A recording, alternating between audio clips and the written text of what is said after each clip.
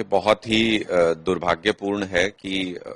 इतने senior officers को भी इस तरीके की प्रताड़ना और प्रेशर झेलना पड़ता है। आप इसको ऐसे समझिए कि भारतीय जनता पार्टी से बर्दाश्त नहीं होती ये चीज कि कोई दलित कम्युनिटी से कोई व्यक्ति ऊंचे पदों पर चला जाए। सीजेआई का ताजा उदाहरण है कि किस तरीके से सीजेआई के ऊपर पहले चीफ जस्टिस के ऊपर अटैक होता है और फिर उस अटैक करने वाले को सपोर्ट करता है पूरा भारतीय जनता पार्टी का इकोसिस्टम।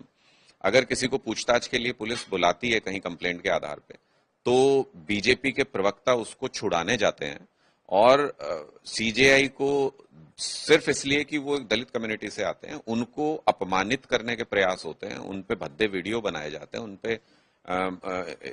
एक तरीके से भड़काऊ बयान दिए जाते हैं। यहां हरियाणा का केस भी लगभग मुझे सिमिलर नजर आता है कि एक सीनियर ऑफिसर है, उसको प्रताड़ित किया जाता रहा और भारतीय जनता पार्टी की सरकार में किसी ने सुध नहीं ली। 10 साल से ज्यादा हो गए हरियाणा के अंदर भारतीय जनता पार्टी की सरकार है और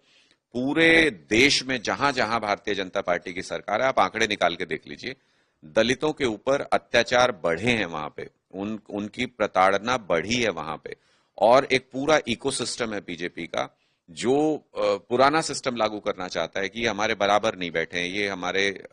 ये ऊंचे पदों पर नहीं होने चाहिए दलित कम्युनिटी के लोग। बाबा साहब का संविधान सबको बराबरी का अधिकार देता है और